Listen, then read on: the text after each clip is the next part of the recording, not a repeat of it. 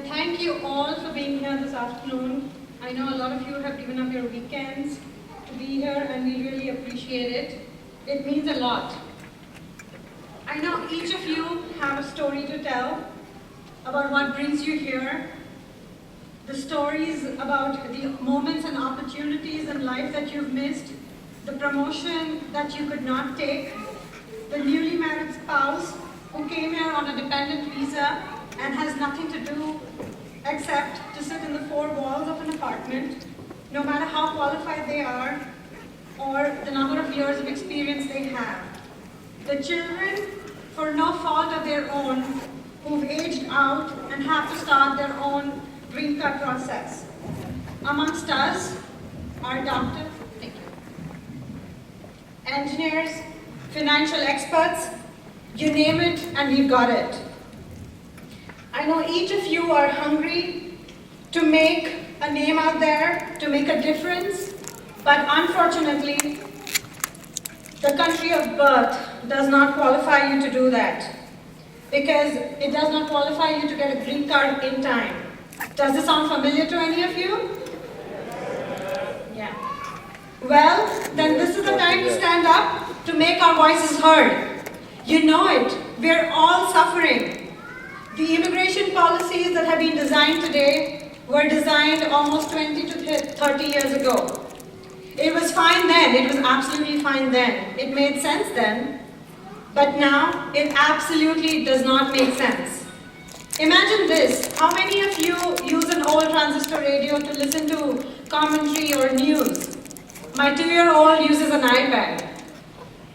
Similarly, as times have changed, the policies also need to change. No matter what, no matter who you are. No one should have to wait for so many years or wait for 30 years. Because 30 years is almost the professional career of a human. Nobody should have to wait for 30 years. All the things you dreamt of, becoming, helping mankind, inventing new things, making a difference, living the American dream, will always remain a dream. Do not let that happen. Tracking your applications, your soft LUDs, EB2 versus EB3, will not make your processing or your applications go any faster. I repeat, this is not going to make any difference. What makes a difference is to bring awareness, constantly channel all your frustrations, and energize this movement. Give it more voice than you already have. This movement is built on the foundation of people like you. The foundation for people like you and me. This platform that understands us, this platform that stands up for us, stands up for people like you and me, and the platform that we all know as Immigration Voice. Today, I stand in front of you to bring this very message. Do not ever give up. Doing nothing is not an option now. We have a bill that passed in the House last winter with an overwhelming response. In this political climate, getting a bill passed with overwhelming majority is not an easy task. It happened only because of people like you. You guys should all be proud of yourselves. Today, we have the same bill in the Senate and our work is still not over. That is why we are all here. Your efforts, your hard work, your door-to-door campaigning, every little thing you do brings awareness to so many people who do not even know what the issue is or may not know about the issue at all. They just need a little motivation to join this movement. Be that motivation for them. Let them know that we are here standing shoulder to shoulder and that we care. No matter how big or small your efforts are, your efforts will always make a difference. It's the energy in this room that motivated me, that motivates me even today. It's the spirit that we have that gives us the strength. We will get this bill passed, and make no mistake, this is our time. Let's make the most out of it. Thank you, and God bless America.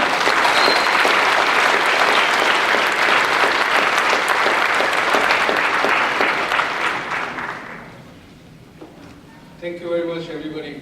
Thanks for coming here. This is a great event for us. You being here indicates that you have a problem.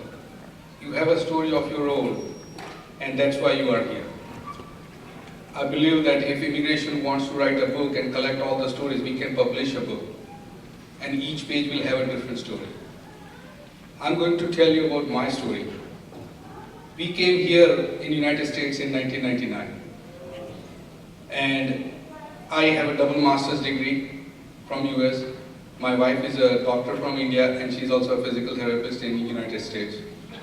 We both are working, and the whole process of getting a green card is very frustrating. Our journey to becoming a permanent resident is still not yet over. It's frustrating, and frankly speaking, it sucks right now. When we came here, we were given a piece of paper saying, here is the process, how you can get a green card. And right now I feel like the problem is like a peeling onion. Every time we peel, layers after layers of problems keeps coming. And at the end, when we look at the past, we are nowhere. We don't get anything. We are still at the same place. Can't move anymore. When we applied for a green card, the lawyer gave a piece of paper saying, here is the process, outlining labor certification, I-140, 485, blah, blah, blah, blah.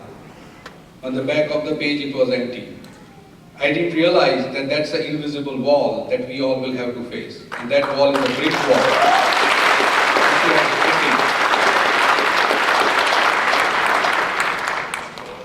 There is no way we can cross the wall because it's a man-made wall. If we don't break that wall, we can't move, we can't climb. You guys are here to break this wall, and together we can do that. If we focus on our individual goals, we can't. There is no way you can climb the wall and get over it. Let me tell you about myself and my wife. We had several days where we had spent time after kids going to sleep. We were looking at what can we do. Should we port to EB2? Can we do that or not?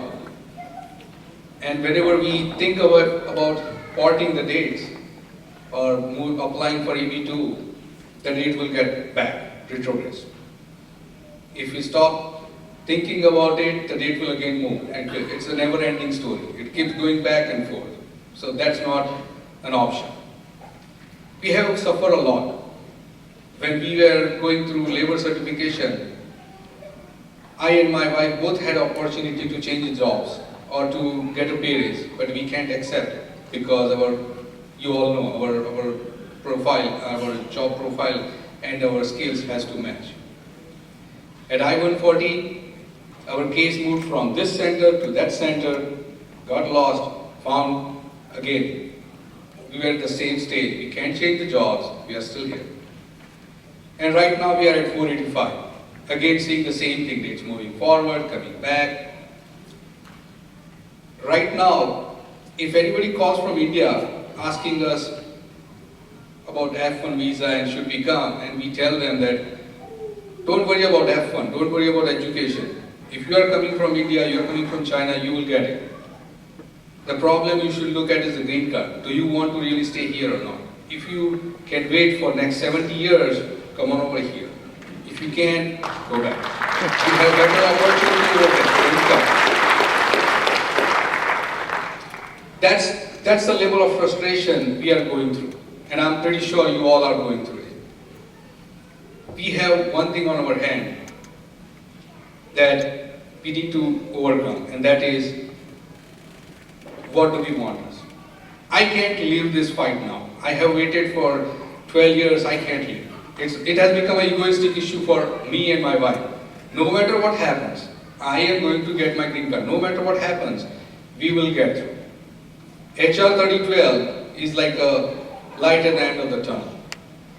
But again, then political nuisance happens and it's difficult to see whether we will be able to be in that full limelight or not. But here we are. I'm not going to stretch a lot because I can pretty much write a whole book, but I want, and as an organization, we want you guys, We want every one of you to keep working on this. We will get through this. Thank you very much.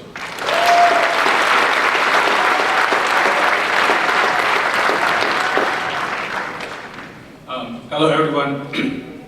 I'm Kedar Kulkarni. I'm from Pennsylvania, Pottstown, Pennsylvania. I came to the US sometime in October of 2000, 12 years ago. And my friend Pratik, he's out there somewhere in the audience, so you probably can't see him. He came here around the same time.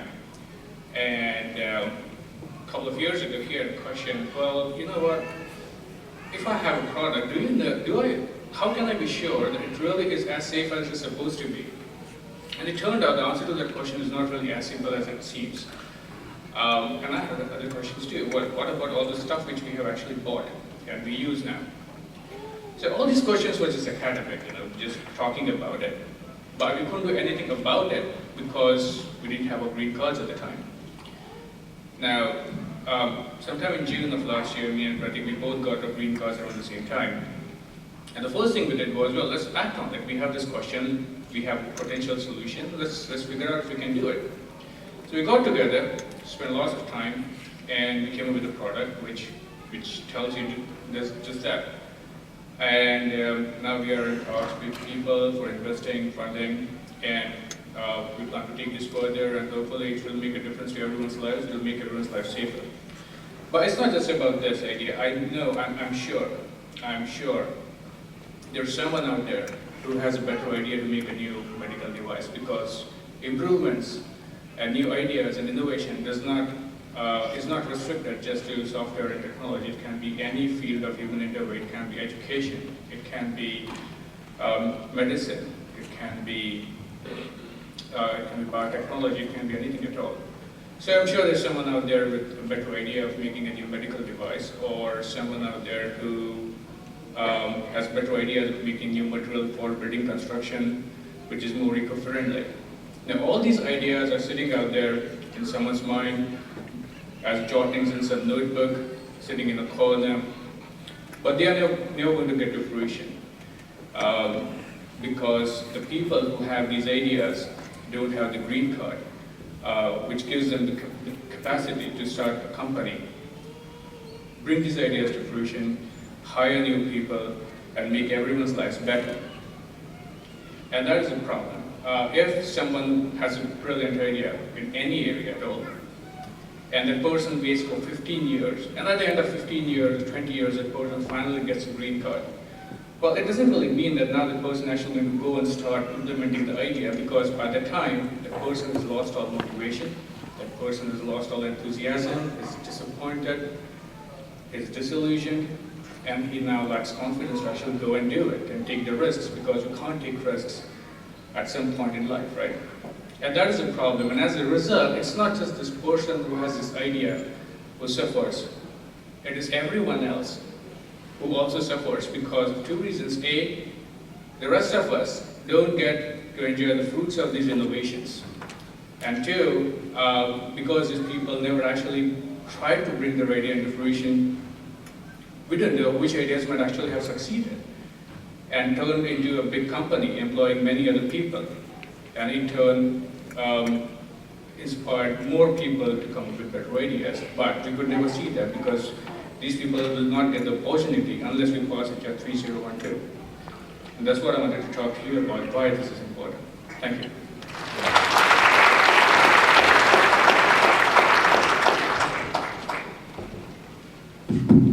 You already heard me before, but there is as Pratik said, we have so much to share. So I came in '99 again to do masters.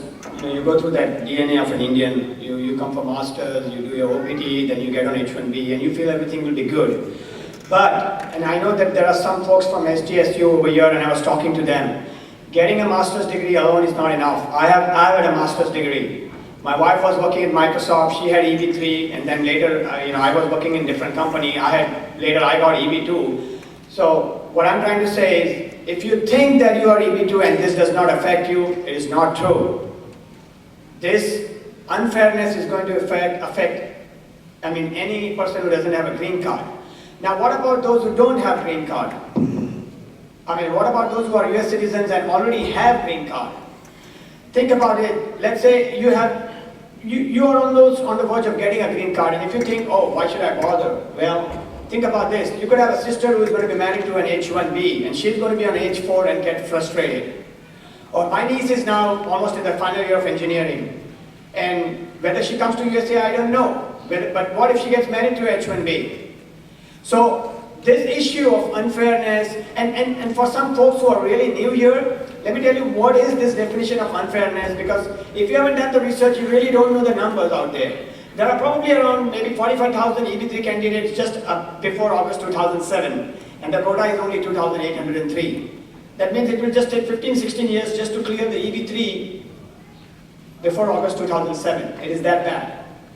And let's take, and I know there is one person sitting out there, he has graduated 2 years ago from SJSU, and if he had a colleague in the same class, and the person born in India has a GPA of 4.0 or 3.9, and the other his room partner or roommate has a GPA of 3.3, the person who, my friend, he's having a job which is paying $80,000 or $90,000 a year.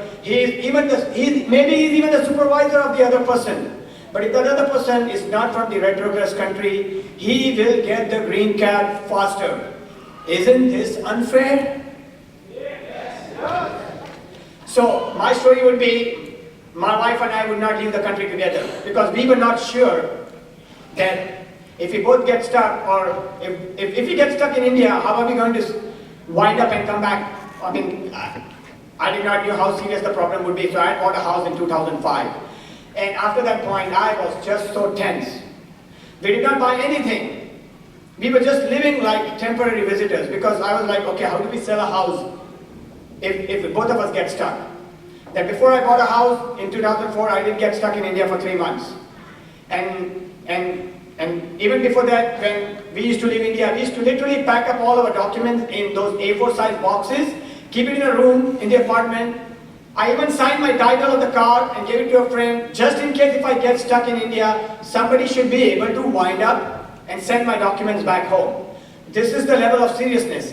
In 2004, and again, some of you may not know, but even if you have advance parole, that means let's say you're, for whatever reason, of the July fiasco or recently, you got your 485 done, you have an advance parole, it doesn't mean that you can travel via Britain and France. I don't know how many of you know that. You cannot even change place.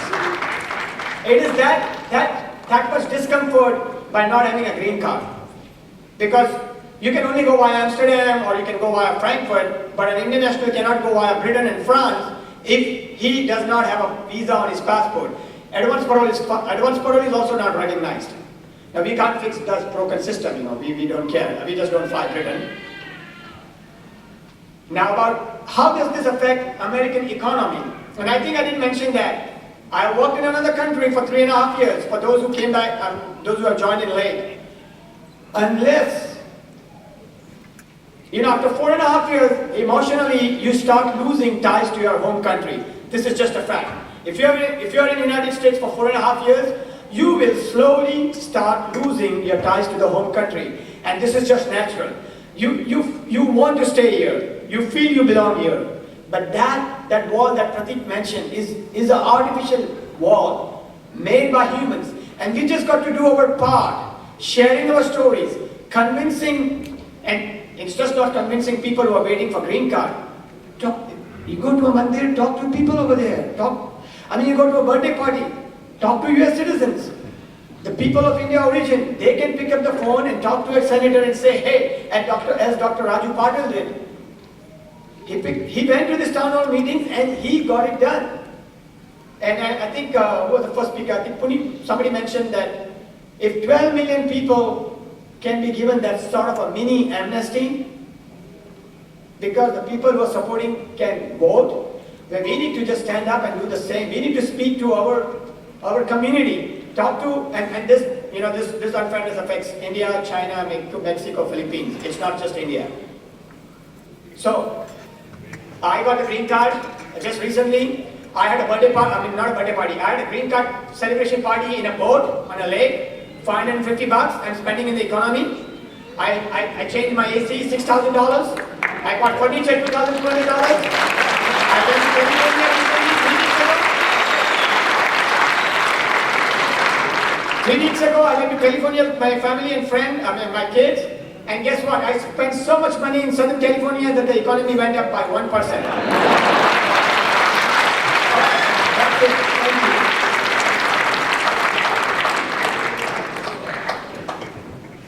Hi, I'm Vaishnavi, and I have an engineering degree in electronics. I have a passion and experience to work, but here I'm in US as a dependent on H4 visa. And my visa status doesn't allow me to work here. But you know, not a single day has gone without me thinking that how I'm not able to contribute my skills, my talent, and I hope the immigration system becomes fair, it changes, and it allows me and people like me to work. Thank you.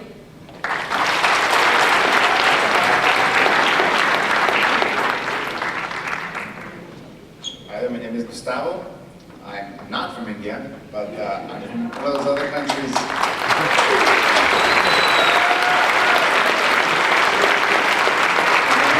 Other countries that seem to send lots of immigrants to the United States. I'm from Mexico. And I'm on the same boat as you are. I've been in your position. And I want to tell you not just about me, but my wife. So I came to the United States in 2004, computer engineering degree. I came to work for Microsoft. And I told my lawyer, you know, my wife is here, she's an engineer as well. How can we set her up, you know, get her working, you know, get her a great job, she's very talented. And they said, you don't want to know. And I discovered the limitations of H4. I discovered how the system worked, and it became very frustrating. And I said, let's just wait a little bit. It'll be okay. It'll be okay. And it wasn't okay. And then the July 2007 fiasco happened. You guys all know about this. And she got a temporary work permit. And she said, you know what? I want to go into real estate. And I don't know if you guys remember in 2008, the real estate market, you know, wasn't doing so well. And I said, Mary, why do you want to do real estate? The economy's not doing well. Real estate is off. Everyone's getting out of real estate. She said, but that's where the great opportunities are. And that's where I want to work. It is hard, but that's what I want to do. I want to solve that problem. And that's what immigrants do.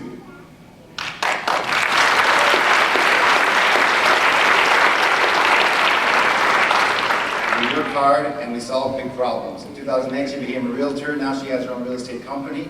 And, you know, something, I'll be working for her at some point. And without opportunities that temporary work permits give, that the green card gives, people can't get those opportunities. A friend of mine, I know many people you know, arrived in September 2007 in the US. They missed out on the July fiasco. And they've been waiting ever since. And I can't give them an answer when the wait is going to end. I recruit people from Microsoft. I recruit engineers. And when I talk to them, hey, are you good at coding? And give them an interview, and I'm ready to give them an offer. And then they mention, yes, my wife is going to be very happy. She wants to go to the US. And I have to think to myself, should I let him know? Should I let him know that what's going to find him when he gets to the United States is that you're going to come home every night to a spouse that has an engineering degree, that has an accounting degree, that has a law degree, and she's not going to have any hope of finding an opportunity in the U.S. And that didn't seem fair to me, and that's why I joined Immigration Voice. Thank you.